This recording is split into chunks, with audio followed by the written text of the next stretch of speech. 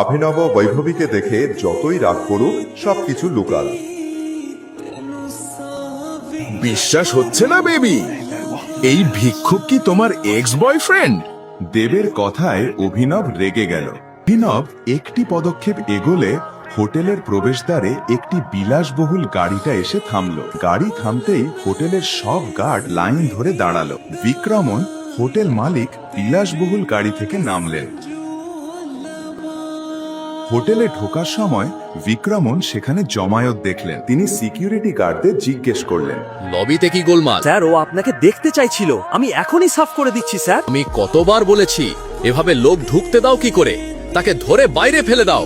আকরামের কথা শুনে সিকিউরিটি গার্ডরা যখন তাকে টেনে বের করছিল, অভিনবের হাতে থাকা আংটিটি আকরামের নজরে পড়ল।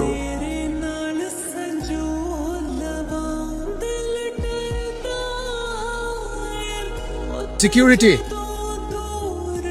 সিকিউরিটি, ওর হাত থেকে তোমরা হাত নামাও। পর যা ঘটনা ঘটল সবাইকে তাক লাগিয়ে দিল। টাইগার, আকরাম আংটিটা দেখে অভিনবের সামনে হাঁটু গেড়ে বসলেন।